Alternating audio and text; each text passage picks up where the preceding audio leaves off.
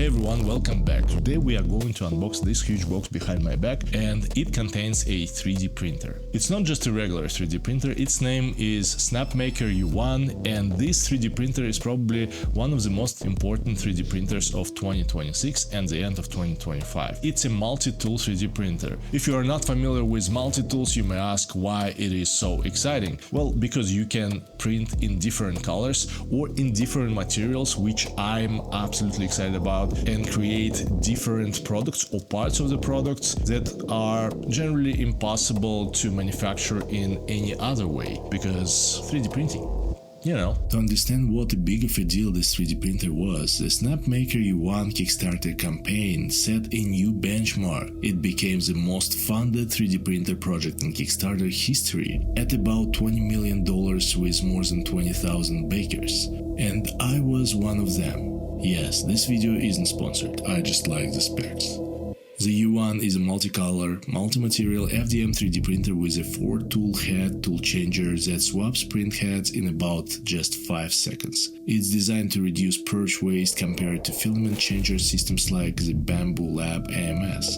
It didn't raise $20 million because it's another multicolor printer or a system, but because it is a multi-material, multi-tool 3D printer under $1,000. And to really get why that matters, you need a bit of historical context about 3D printing. 3D printing has been stagnating for a very long time, and then Bambu Lab appeared on the market and showed how people could use it as a service. You just basically buy it, unbox it, and it's ready to print. New from Bambu! Bambu Lab. Bambu Lab. Bambu Lab. Bambu Lab. Bambu Lab. Bambu Lab defined the whole direction for the whole 3D printing industry, and everybody switched to that unbox and print approach, because the less problems you have with a 3D printer, the more you 3D print and the more you want it, and it's better for businesses because you can also build your whole business around 3D printing. But it also created another problem for the industry. What's next? Everyone was trying to come up with something new. But when the speed limit is pretty much reached and print quality is already well defined, what could be the next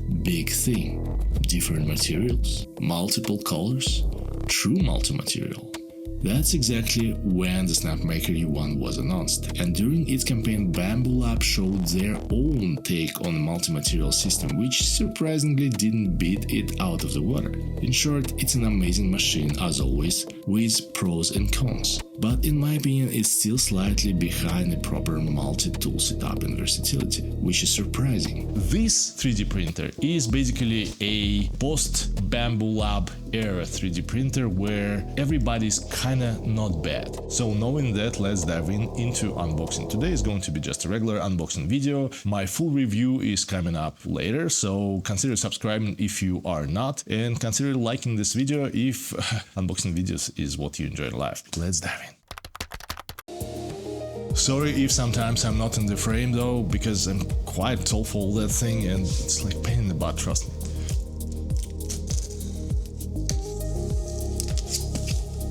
Ooh. Okay.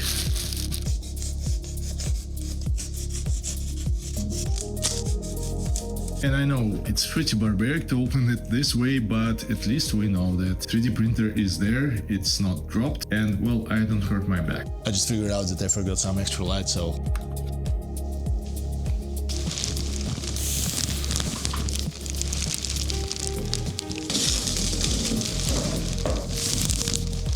It's definitely not as heavy as H2D, because H2D was pain in the butt to lift. This is lightweight, baby. There's an instruction here. Oh, yeah, I heard that it has some good quality instructions here, but this thing is generally legit. It's really good.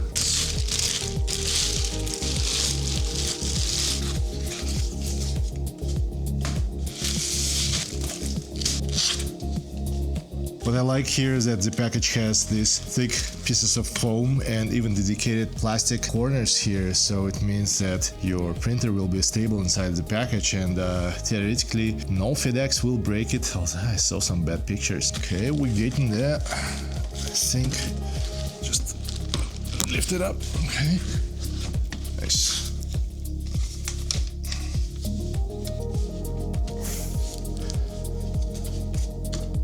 Alright, now we're talking.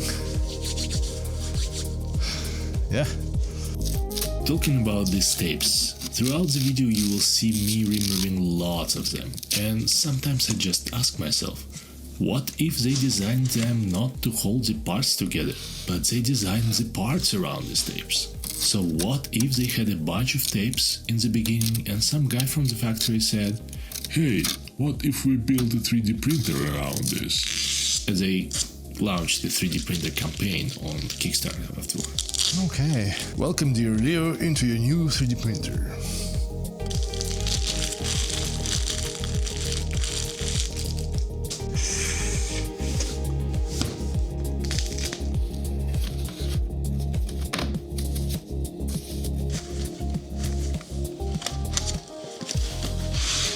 Oh wow, it's a lot of stuff.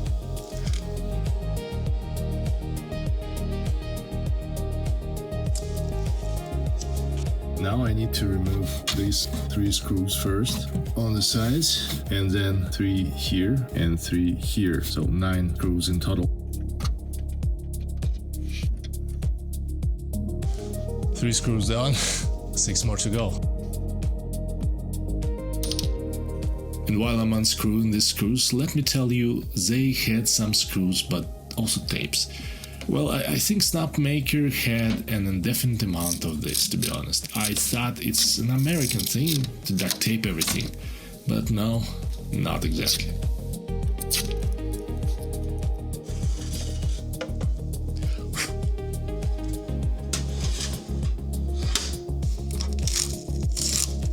I guess removing the film from the camera in this 3D printer is unnecessary. First of all, it's transparent. Second of all, the camera, it's not the strongest part of this 3D printer. The 3D printer here by itself is the strongest part of this 3D printer.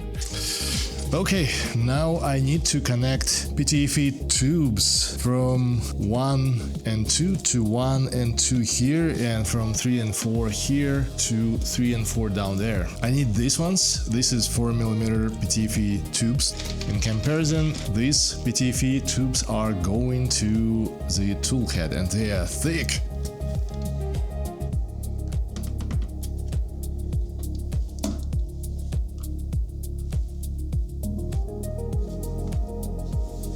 Now it's time for these guys, and they are being installed on the side of the 3D printer over there. So here, I have here number 1 and number 2, and number 1 is going here, number 2 is going here. I just need to, I guess, align them and push them hard.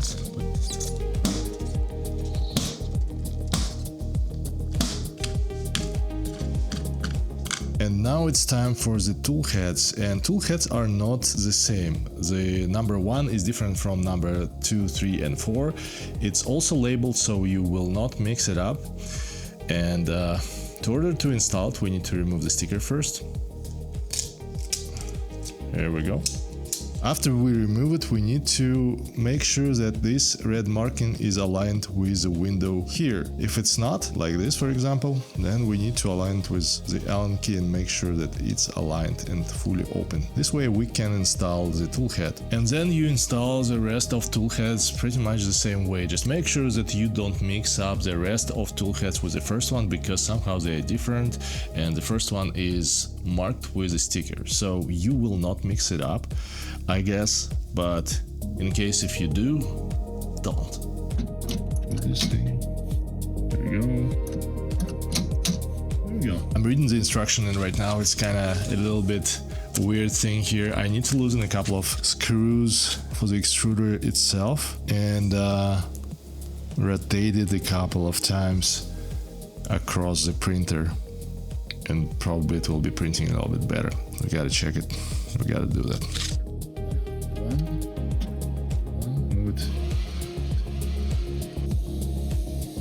This for a couple of seconds.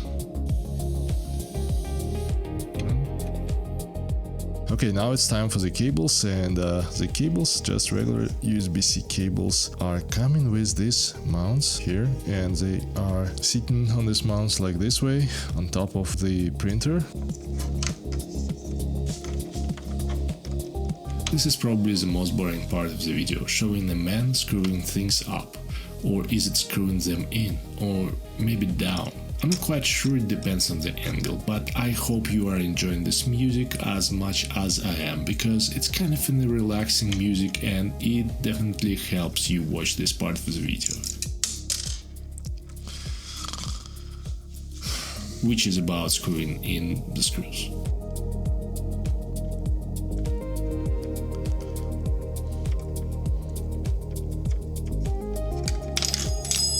Okay, now it's time for these thick PTFE tubes, and I would call them pipes because they are getting into that category of things. They are being installed into the back of the printer, into the tool heads, and they have different ends here, smooth ends on this way that go into the back of the 3D printer, and these are notched ends and they go into the tool heads. These PTFE tubes, by the way, are thicker than the previous ones, which in theory should help materials like TPU get to the extruder easier. Yet I don't understand why the tubes from the filament motors are 4mm and these are 6mm. Doesn't make much sense. Okay, it's time to plug it in, update firmware, calibrate and all that jazz. A short feedback about this printer after I assembled everything together. It kinda reminds me about Bambu Lab printers a lot, in a way it looks especially, and it's rather a good thing because I would prefer to have similarly looking printers in my house rather than differently looking printers. So aesthetics is a good thing. For the quality of materials, it feels a little bit more plasticky and not as robust as Bambu Lab printers, but that doesn't mean that it's a bad thing. The most important thing is how this printer prints, because I don't care what materials it's made of, if it looks good and it prints good. Those are two of the most important things, because it fits my house nicely and it prints nicely, and this is exactly what I need. And this is exactly what we're gonna check in a second.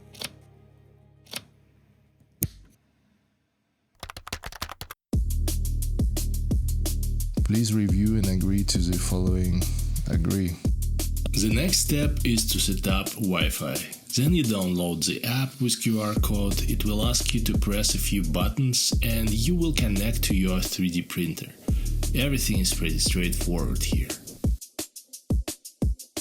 The next thing is calibration, and now it's homing. Like it's already not at home, stupid printer. What it does now, it heats up every nozzle in every tool head, and it brings the tool head close here to the opening, and then it asks to clean the nozzle with this brush. And when I press next after I cleaned it, it gets the tool head close to a fan and actively cools down the nozzle before park it in the back of the printer and gets another one. This is freaking cool. It will ask you to clean its nozzle, which is easy, yet I think it's not very polite to send a printer with dirty nozzles. Alright, I bet you couldn't tell, but I'm kidding. After cleaning nozzles, it will ask you to calibrate every tool head it has, which is 4, and you will need to remove the printing plate. It will do everything on its own, using a little indentation at the corner of the print bed. And to be honest, probably this stage is the most annoying because it takes a lot of time to calibrate everything, and it just brings it there and it moves the nozzle just a little bit for a few minutes. What it does here is it gets every tool head, brings it to this spot and calibrates every nozzle at this particular spot to make sure that everything's working just as precise as possible. Now it's time to put the print bed back on the track and the tool head will come back to level. I'm not Eminem after all.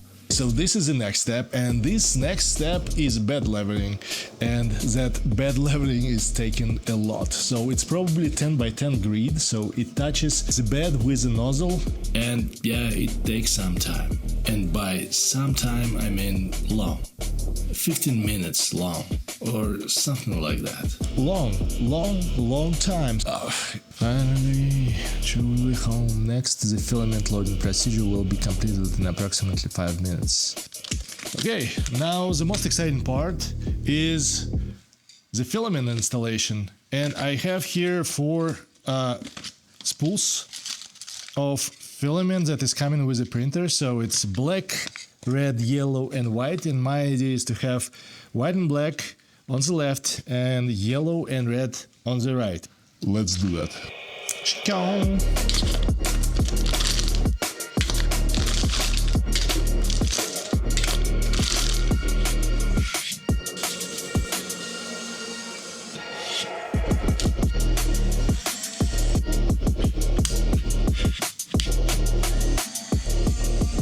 Okay, so I started printing this little guy. Well, this is a standard print that you probably saw many times already, but well, in the beginning it's only one file available on the printer to print, so I decided to run that test, and it will be funny tomorrow how my kids will be fighting over that print because I have 2 kids and only 1 print.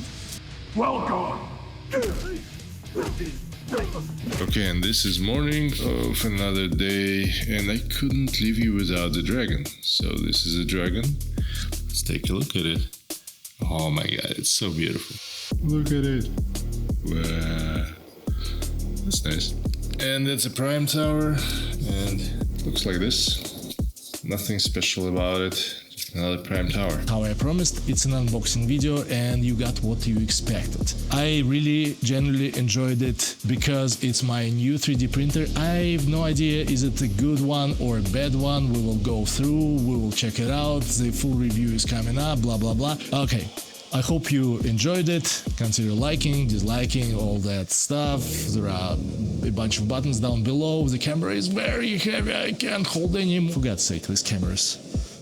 Oh yeah, I almost forgot one little thing here.